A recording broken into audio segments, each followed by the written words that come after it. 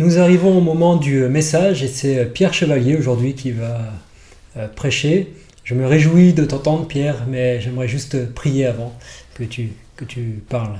Oui Seigneur Père Céleste, que tu puisses ouvrir notre cœur aujourd'hui à ta parole. Merci parce que Pierre a aussi préparé à travailler sur un sujet qu'il a à cœur et qu'il aimerait partager avec nous aujourd'hui. Que tu puisses l'aider dans ce qu'il a à dire, que ton Saint-Esprit Seigneur aussi nous éveille, touche notre cœur. Tu puisses nous donner aujourd'hui une parole, un principe, quelque chose qu'on puisse retenir de ce que tu as à nous dire. Merci parce que tu nous parles, merci parce que tu es vivant. Et encore une fois, on va pouvoir se réjouir d'entendre ton serviteur, Pierre. Merci. Amen. Bonjour à tous. Aujourd'hui, je voudrais partager quelques réflexions sur la foi avec vous. Avoir la foi ou pas? Je voudrais particulièrement vous parler de ce que j'appelle l'échange miraculeux. Mais en fait, si on réfléchit bien, la foi, tout le monde a la foi. Depuis la chute, l'être humain n'a plus la relation qu'il était censé avoir avec Dieu, et de là, eh bien, l'être humain doit se créer des dieux. Donc, il est obligé d'avoir foi en quelque chose, il est obligé d'avoir un absolu qui lui permette, consciemment ou pas, de s'impliquer, de s'engager, que ce soit l'argent, la famille, la réussite sociale, matérielle. Il y a une multitude de choses dans lesquelles l'homme peut s'impliquer de façon totale. Et donc ça devient son Dieu. Et la Bible appelle ça l'idolâtrie. Ce sont des idoles. Alors parfois les idoles ont des noms de Dieu ou se prétendent de Dieu, mais quoi que ce soit, eh bien, pour la Bible, ce sont des idoles. Jean Calvin dit dans les institutions chrétiennes, « Les erreurs ne peuvent jamais être extirpées du cœur de l'homme tant qu'une vraie connaissance de Dieu n'y est pas implantée. » Certaines personnes disent je crois qu'il y a quelque chose, je crois en quelque chose, mais je ne l'appellerai pas Dieu. Alors parfois, ce sont des personnes qui ont un sentiment face à la nature, un sentiment de plénitude face à la nature, ou par exemple un ciel étoilé, ou des montagnes, un paysage absolument grandiose de montagnes. Et alors, les gens se disent, il y a un esprit là-dedans, qui est un esprit qui est dans l'univers, et l'homme a besoin d'être en harmonie avec cet esprit-là. Et donc, c'est pour ça qu'actuellement, c'est un peu la mode de la méditation, pour être en harmonie avec l'esprit de l'univers, l'esprit de la nature, mais comme ça, tout seul, sans autre appui que soi-même. D'ailleurs, certains croient en l'homme. C'est le nouvel âge, l'homme-dieu, l'homme qui peut tout, qui pourra tout. On peut aussi croire en l'astrologie. On peut croire en l'astrologie. Et puis, je parle d'astrologie, mais on peut aussi parler d'astronomie. Les astrophysiciens, que disent-ils les astrophysiciens, les scientifiques? Certains scientifiques athées disent croire qu'il y a un mystère dans l'univers, car c'est un peu comme s'il se trouvait un esprit bienveillant derrière les lois qui le régissent. Moi, j'ai déjà entendu ça de la part de scientifiques renommés. Alors, j'ai même lu des livres de scientifiques renommés chrétiens, mais là, je parle de scientifiques athées. Sur son site Hubert Reeves, que beaucoup d'entre vous connaissent, son site s'appelle Science et Croyances et l'adresse est astropolis.fr. Il dit la chose suivante, puisque finalement tout est permis dans la recherche de la compréhension du monde, on peut aussi y voir une intervention divine, entre parenthèses, notamment si on présente l'éventualité de l'existence d'un code cosmologique, sorte d'ADN de l'univers, fermez la parenthèse, point de suspension. Il continue en disant, certains astrophysiciens, de plus en plus en tout cas, ont même un penchant pour cette idée. La vision de la création de l'univers est encore aujourd'hui quelque chose de très personnel puisque rien ne viendra pour l'instant confirmer ou réfuter telle ou telle croyance. La conclusion de cette petite réflexion est celle-ci, nous dit Hubert Reeves, on peut être scientifique dans l'âme et croire en l'existence d'un Dieu créateur. C'est bien. D'ailleurs, un jour, j'avais vu un reportage des frères Bogdanov qui parlaient de l'univers en expansion et du Big Bang. Et donc, en remontant, l'univers était en expansion, en remontant le Big Bang jusqu'à le début de l'univers, donc il dit, il n'y avait rien là, normalement. Et avant ça, qu'est-ce qu'il y avait? Il n'y avait rien, il n'y avait même pas le temps. Il n'y avait même pas le temps. Et donc, je trouvais ça très bien, j'ai dit, tiens, c'est intéressant. Et il parle à ce moment-là d'un esprit créateur. Ah, super! Et alors, il rajoute immédiatement après, un esprit, oui, mais un esprit impersonnel. Ah bon, écoute, tant pis. Donc, c'est dommage. Mais ça aussi, comme foi, c'est pas ça qui va sauver. Hein. C'est intéressant, c'est bien, mais c'est pas ça, c'est peut-être une étape. Mais ça ne va pas sauver. Alors la rationalité de la foi chrétienne, pourtant, si on réfléchit un petit peu, on peut le faire notamment avec l'aide de livres comme ceux qu'a écrit Timothy Keller, La raison est pour Dieu, et Dieu, le débat essentiel, livres dans lesquels il démontre qu'il faut autant de foi pour être athée que pour être chrétien, et que manifestement, le christianisme répond mieux, explique mieux le monde que l'athéisme. Si vous voulez lire ces livres, ils sont vraiment passionnants. Et puis, à ma conversion, j'avais lu la Bible, j'avais lu beaucoup de livres et j'étais, comme on dit, au bord de la foi. Il me manquait encore quelque chose et j'étais très rationnel et j'avais du mal à franchir le pas de l'absolu, le pas du miracle, même si je comprenais que c'était là. Et alors j'ai lu un livre de C.S. Lewis qui s'appelle Les fondements du christianisme et qui repose aussi sur une réflexion sur le besoin de Dieu pour l'humanité. Et que Jésus est la réponse à ce besoin-là. Et c'est ce livre qui m'a mis à genoux. Donc, effectivement, on peut, par la réflexion, non pas démontrer l'existence de Dieu, mais amener des gens à se poser les bonnes questions pour peut-être chercher Dieu et le trouver. Alors, certains croient qu'il n'y a qu'un seul Dieu.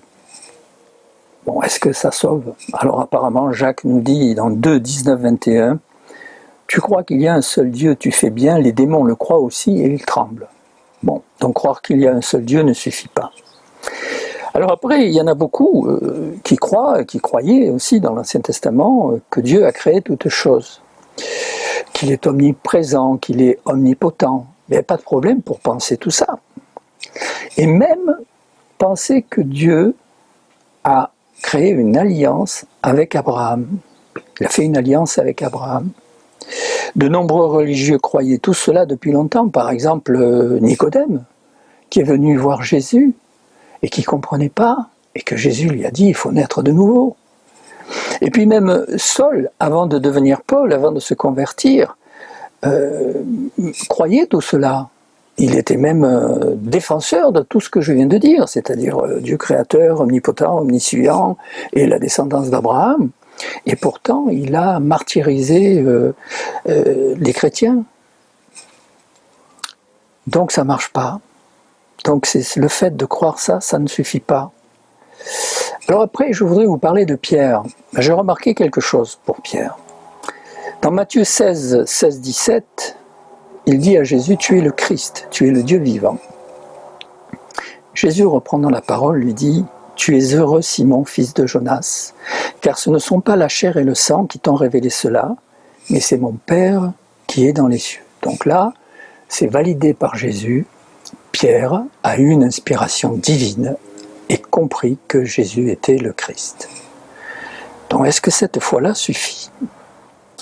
Pierre a dit aussi, à un moment donné où Jésus allait accomplir sa vocation en allant à Jérusalem, c'est-à-dire mourir à la croix, dans Matthieu 16, 22, 23, Pierre lui dit « À Dieu ne plaise, Seigneur, cela ne t'arrivera pas. » Et Jésus lui dit « Arrière de moi, Satan, tu mets en scandale, car tes pensées ne sont pas les pensées de Dieu, mais celles des hommes. » Donc, apparemment, il y a Pierre qui a un problème là, parce que d'un coup, il a des pensées qui ne sont pas celles de Dieu. Alors, vous allez me dire, mais tu ne penses quand même pas, Pierre, que Pierre n'était pas converti. Alors écoutez, moi je lis ce que je lis dans Jean 15, 3.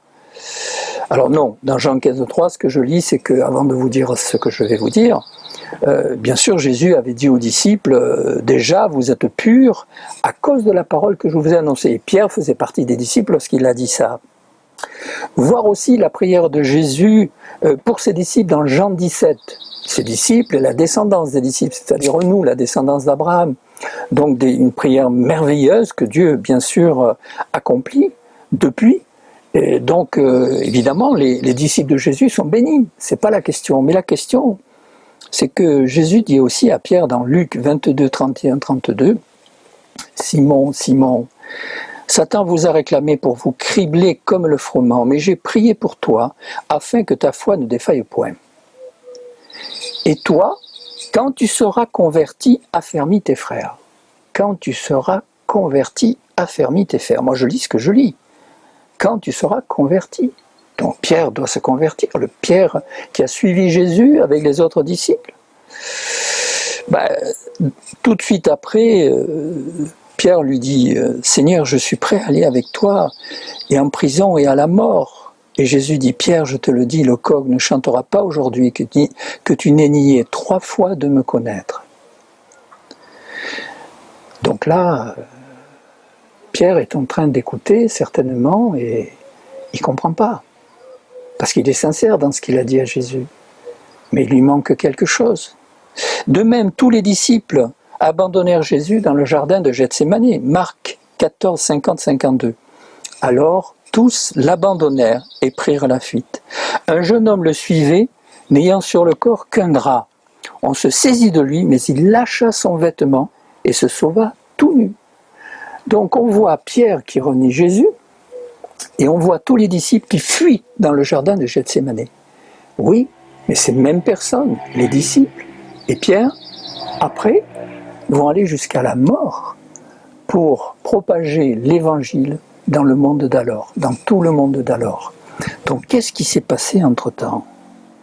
Eh bien, comme on l'a dit tout à l'heure, mais ça vous le savez, il faut naître de nouveau. Jésus le dit, en vérité je te le dis, si un homme ne naît d'eau et d'esprit, il ne peut entrer dans le royaume de Dieu. Ce qui est né de la chair est chair, et ce qui est né de l'esprit est esprit.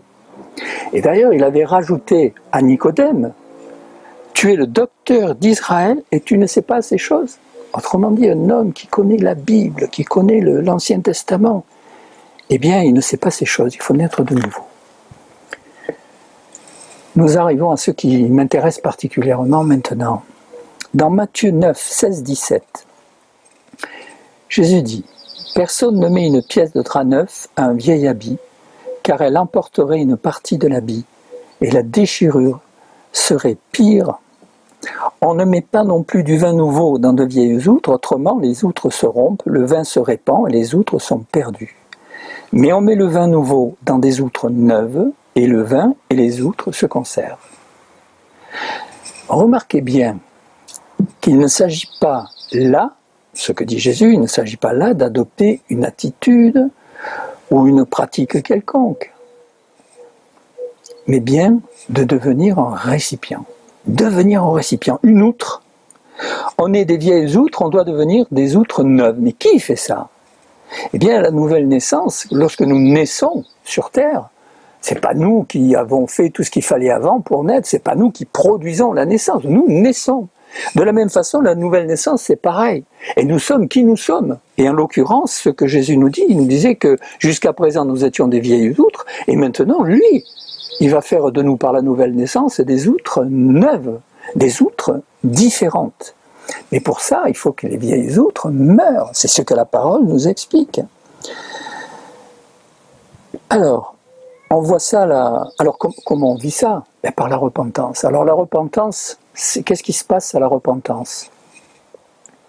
Alors, bien sûr, je le dis avec mes mots. Chacun de vous l'a vécu et l'exprimerait avec ses mots à lui. Mais je pense qu'à la repentance, ce qui s'est passé, c'est que le courant étant coupé, nous sommes dans le noir, et Jésus, par sa parole, par son ministère, par l'évangile, par l'Esprit Saint, fait une chose, c'est qu'il nous révèle la grandeur de l'amour de Dieu.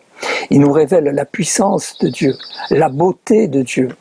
Et il nous révèle que Dieu nous aime personnellement. C'est ça la différence. C'est pas quelque chose d'extérieur à nous. Dieu vient nous toucher personnellement, il nous dit « je t'aime ». Et lorsqu'il nous dit « je t'aime », on est honteux, profondément honteux, parce qu'on se rend bien compte qu'on est incapable de l'aimer, on est incapable d'aimer, mais on a soif de cela. Et il nous dit « je te pardonne ». À la croix, il nous pardonne, et c'est le miracle de la croix. Et à partir de ce moment-là, lorsqu'on croit que Dieu nous pardonne à la croix, ce qui se passe, c'est qu'il nous fait naître de nouveau. Dans notre cœur, dans notre âme, nous sommes transformés. En vérité, je vous le dis, celui qui écoute ma parole et qui croit en celui qui m'a envoyé à la vie éternelle et ne vient point en jugement, mais il est passé de la mort à la vie. C'est un miracle, la croix. C'est pas quelque chose que nous faisons ou que nous devons faire. C'est un miracle que Dieu accomplit parce qu'il nous a révélé que nous avons besoin qu'il le fasse. Voilà ce que dit Paul après sa conversion, après avoir martyrisé tout le monde, il est converti et maintenant il s'adresse au peuple de Dieu, il dit « Nous avons donc été ensevelis avec lui dans la mort par le baptême, afin que comme Christ est ressuscité d'entre les morts par la gloire du Père, de même nous aussi nous marchions en nouveauté de vie. » Alors nous aussi nous marchions en nouveauté de vie. Et là, je voudrais aller dans Hébreux 8, versets 10-12, où il nous est dit « Or, voici l'alliance que j'établirai avec la maison d'Israël. Après ces jours-là, dit le Seigneur, je mettrai mes lois dans leur intelligence, je les inscrirai aussi dans leur cœur, je serai leur Dieu, et ils seront mon peuple. » Et tout de suite après, il est dit « Personne n'enseignera plus son concitoyen, ni personne son frère, en disant « Connais le Seigneur ». En effet, tous me connaîtront, depuis le plus petit jusqu'au plus grand d'entre eux, car je leur ferai grâce de leur injustice et je ne me souviendrai plus de leurs péchés. » Alors, personne n'enseigne personne pour connaître Dieu. Mais alors, qu'est-ce que je fais là, moi? Ben écoutez, en fait, ce que ça nous dit là, c'est que lorsqu'on est né de nouveau, ben on n'a pas besoin qu'on nous enseigne le salut. On l'a. Par contre, ce que je fais là, c'est déjà, je ne sais pas, moi, si vous m'écoutez, si vous n'êtes pas né de nouveau, eh bien, cherchez Dieu. Lisez la parole, priez, demandez de l'aide si nécessaire, demandez à un responsable dans l'église, à un frère en Christ que vous connaissez, ou à notre pasteur, demandez de prier avec vous et de vous aider dans votre recherche. Mais cherchez Dieu, parce que vous avez besoin, si ce n'est pas encore fait, que Dieu se révèle à vous et que vous puissiez recevoir sa grâce, son pardon et être né de nouveau. Maintenant, si vous êtes né de nouveau, la raison pour laquelle je parle maintenant, c'est que, comme moi, vous avez besoin d'être encouragé. Et c'est pour ça, encore une fois, que je vais vous parler de l'échange miraculeux. Le combat spirituel existe, mais pour moi, la marche victorieuse repose sur l'échange miraculeux. Puisque tout ce que je viens de dire est dans la parole, et vous vérifierez, et donc c'est vrai, cela signifie que finalement, ce dont j'ai besoin pour marcher avec Dieu, ce n'est pas de faire quelque chose, de fabriquer quelque chose. J'ai surtout besoin de prendre le temps de me repositionner dans ce que je suis. Pourquoi je dis ça? Eh bien, parce qu'il y a beaucoup de chrétiens qui souffrent de ne pas avoir la qualité relationnelle avec Dieu qu'ils voudraient, et qui se disent « il faut que je meure à la croix ». Ah oui, il faut que je meure à la croix. Mais en fait, peut-être qu'ils pensent juste, mais ce qu'ils disent ne correspond pas à leurs véritables besoins. Pourquoi? Parce qu'ils sont morts déjà.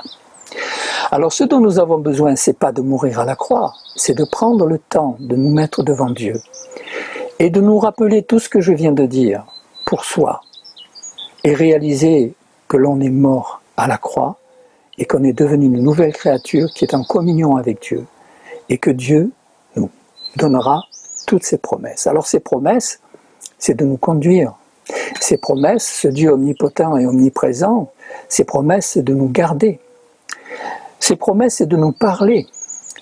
Ces promesses, c'est de nous relever lorsque nous tomberons. Ces promesses, c'est aussi la vie éternelle, c'est-à-dire que nous ne mourrons pas, que le moment venu, nous serons avec lui. Alors l'échange miraculeux fait que nous devons réaliser que nous sommes héritiers de Dieu et au bénéfice de toutes ses promesses. Romains 8, 14, 28. Car tous ceux qui sont conduits par l'Esprit de Dieu sont fils de Dieu, et vous n'avez point reçu un esprit de servitude pour être encore dans la crainte, mais vous avez reçu un esprit d'adoption par lequel nous crions Abba, Père. Voilà pourquoi la Bible dit « Cherchez premièrement le royaume et la justice de Dieu, et toutes choses vous seront données en plus. » Bien sûr, nous devons chercher l'approbation de Dieu dans tout ce que nous faisons. Mais en fait, nous avons surtout besoin de réaliser que nous sommes consacrés, que ce que nous sommes, c'est le peuple de Dieu. Nous sommes, chacun de ceux qui sont nés de nouveau, font partie du peuple de Dieu. Si quelqu'un est en Christ, il est une nouvelle créature. Des choses anciennes sont passées. Voici, toutes choses sont devenues nouvelles. Nous avons besoin chaque jour de prendre le temps de nous mettre devant Dieu, de l'adorer, de louer Dieu, de nous rappeler qui il est véritablement dans l'absolu et qui il est devenu pour nous depuis que nous avons donné notre vie. Donc, la foi, c'est une ferme assurance des choses qu'on espère, une démonstration de celles qu'on ne voit pas. Mais même si on ne voit pas, la nouvelle naissance nous donne l'assurance. Dans Jacques 1, 5 à 8, il nous est dit « Si quelqu'un d'entre nous manque de sagesse, qu'il la demande à Dieu, qui donne à tous simplement et sans reproche. » On le croit ça ou pas? Et elle lui sera donnée cette sagesse, mais qu'il la demande avec foi, sans douter. Car celui qui doute est semblable au flot de la mer, agité par le vent et poussé de côté et d'autre. Qu'un tel homme ne s'imagine pas qu'il recevra quelque chose du Seigneur. C'est un homme irrésolu, inconstant dans toutes ses voies. Qu'est-ce que ça veut dire à mes yeux et à mon cœur? Ça veut dire que je ne dois pas m'appuyer sur mes sentiments. Je ne dois pas m'appuyer sur mes sentiments. Je demande la sagesse à Dieu. Et si je commence à me dire, oui, mais je ressens rien, et puis oui, je ne sais pas trop en ce moment, etc. Non, non, non. Je demande la sagesse à Dieu. Et si je n'ai pas la solution, Dieu m'arrêtera. Si Dieu doit me donner une réponse, il me la donnera. Est-ce que je crois que Dieu s'occupe de ma vie? La seule condition pour moi, c'est de le croire qu'il me donne la sagesse, non pas pour faire n'importe quoi, mais pour l'écouter et chercher son approbation dans tout ce que je fais. Reconnaissons-le dans toutes nos voies, il aplanira nos sentiers. Je crois que c'est ce que ça veut dire. Alors, mes brebis entendent ma voix, nous dit Jésus. Je vous l'ai dit, il s'adresse à des Juifs, il leur dit, je vous l'ai dit et vous ne croyez pas, les œuvres que je fais au nom de mon Père rendent témoignage de moi. Mais vous ne croyez pas parce que vous n'êtes pas de mes brebis. Ah, mes brebis, écoutez bien, mes brebis entendent ma voix. Je les connais et elles me suivent. Je leur donne la vie éternelle et elles ne périront jamais et personne ne les ravira de ma main. Mon Père qui me les a donnés est plus grand que tous et personne ne peut les ravir de la main de mon Père. Moi et le Père, nous sommes un. Voilà, c'est un miracle. Alors, vous savez, quand on croit cela, c'est la folie de la croix, ça. Quand on croit, c'est la folie de la croix. Et bien même dans les églises, vous en avez que ça agace. Ah oui, non, non, ils n'aiment pas. Et d'ailleurs, là, à la fin, le verset suivant, il est dit « Alors les Juifs prirent de nouveau des pierres pour le lapider. » Pour ce qu'il avait dit de merveilleux, là. Eh bien, lorsque l'on croit la croix, lorsqu'on croit que vraiment Dieu nous conduit, Dieu nous garde, et que Dieu nous donne une vocation personnelle, eh bien, il y en a que ça irrite. Ça les irrite. Il ne faut pas se laisser faire. Vous êtes membre du corps de Christ, étant né de nouveau. Vous êtes le corps de Christ et vous êtes ses membres, chacun pour sa part, nous dit 1 Corinthiens 12, 27. Dans Éphésiens 2,10, il est dit « Car nous sommes son ouvrage, ayant été créés en Jésus-Christ pour de bonnes œuvres que Dieu a préparées d'avance afin que nous les pratiquions. » L'Église est un corps vivant. L'Église, c'est l'ensemble des personnes qui ont reçu la grâce, qui sont nées de nouveau, qui ont été des outres neuves et qui marchent avec Dieu, conduits par Dieu. Et alors, la prochaine étape, c'est de dire « Osez l'aventure avec Dieu ». Pourquoi je dis ça? Oser l'aventure avec Dieu. Jésus, lorsqu'il a dit à Nicodème qu'il fallait naître de nouveau, dit tout de suite après dans Jean 3,8 « Le vent souffle où il veut et tu en entends le bruit, mais tu ne sais d'où il vient et ni où il va. Il en est ainsi de tout homme qui est né de l'Esprit. » Jean 10, 10 Moi, je suis venu afin que les brebis aient la vie et qu'elles l'aient en abondance. Lorsque nous recevons l'Esprit, nous recevons la libération. Nous ne sommes plus dépendants des autres, dépendants au sens de vouloir leur plaire, vouloir leur séduire. Donc, n'agissez pas pour plaire aux autres, ni d'ailleurs pour leur déplaire, mais pour les servir en leur offrant ce que vous êtes en Christ. Jean 15,13, il n'y a pas de plus grand amour que de donner sa vie pour ses amis. Donner sa vie, ça peut être la persécution, bien sûr, mais au-delà de ça, donner sa vie, c'est oser être, arrêter de se laisser enfermer dans des clichés de vie et oser être ce que Dieu dit que vous êtes en Christ. Nous avons besoin les uns des autres en Christ. Romains 12,1, je vous exhorte donc, frères, par les compassions de Dieu, à offrir vos corps comme un sacrifice vivant, saint, agréable à Dieu, ce qui sera de votre part un culte raisonnable. Là encore, on peut avoir un sentiment, offrir son corps, etc. Mais en fait, c'est la libération. Offrir mon corps, c'est entrer pleinement dans ma consécration. C'est l'échange miraculeux. Je suis un enfant de Dieu, j'ai été sanctifié, je suis conduit par Dieu, protégé par Dieu. C'est un privilège extraordinaire. Si je ne le comprends pas, si je ne le crois pas, je ne peux pas m'attendre à Dieu et vivre par la foi comme Dieu veut que je vive par la foi. J'ai donc besoin de m'encourager à cela en prenant du temps avec Dieu et d'encourager mes frères et sœurs. Et j'ai besoin que mes frères et sœurs vivent cela, parce que de les voir vivre cela, ça m'encourage aussi. Alors ne pas se comparer aux autres, bien sûr, que chacun examine son œuvre propre, et alors il trouvera en lui seul et non dans les autres le sujet de se glorifier, car chacun portera sa propre charge. Là encore, on nous explique que nous sommes uniques.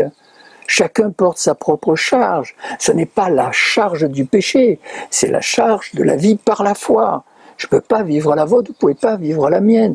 Ne vous comparez pas. Par exemple, lorsqu'on parle de Moïse, lorsqu'on parle de gens qui vivent des choses extraordinaires, ou des gens qui sont persécutés, qui tiennent dans la foi, vous pouvez vous faire avoir et vous dire « mais moi je ne tiendrai pas, moi j'aurais pas pu faire ci ou ça ». Mensonge de l'ennemi, parce qu'en fait vous n'avez pas à faire ça, c'est pas votre vie. Parce que si demain vous devez vivre quelque chose de particulier, en tant qu'enfant de Dieu, Dieu vous donnera la foi pour le vivre, comme à moi. Donc il ne faut pas se comparer aux autres. De plus, celui qui plante et celui qui arrose sont égaux, et chacun recevra sa propre récompense selon son propre travail. Nous sommes tous égaux aux yeux de Dieu. Romains 12,3, je dis à chacun de vous de n'avoir pas de lui-même une trop haute opinion, ni trop basse d'ailleurs, mais de revêtir des sentiments modestes selon la mesure de foi que Dieu a départie à chacun, selon la mesure de foi. Donc il ne s'agit pas d'avoir une opinion haute ou basse, il s'agit de vivre par la foi que j'ai. Je suis qui je suis. Et accepter ce que je suis et le vivre en recherchant dans ma vie chaque jour l'approbation de Dieu dans mes choix, mes décisions, eh bien c'est ce que je dois être aux yeux de Dieu. Je terminerai par des versets Éphésiens 3, 14, 21. Je fléchis les genoux devant le Père, duquel tire son nom toute famille dans les cieux et sur la terre, afin qu'il vous donne, selon la richesse de sa gloire, d'être puissamment fortifié par son esprit dans l'homme intérieur, en sorte que Christ habite dans vos cœurs par la foi, qu'étant enraciné et fondé dans l'amour, vous puissiez comprendre avec tous les saints, nous tous, quelle est la largeur, la longueur, la profondeur et la hauteur, et connaître l'amour de Christ qui surpasse toute connaissance, en sorte que vous soyez remplis jusqu'à toute la plénitude de Dieu. Or, à celui qui peut faire, lui il fait, à celui qui peut faire, par la puissance qui agit en nous, infiniment au-delà de tout ce que nous demandons ou pensons, à lui soit la gloire, dans l'Église et en Jésus-Christ, dans toutes les générations, au siècle des siècles. Amen.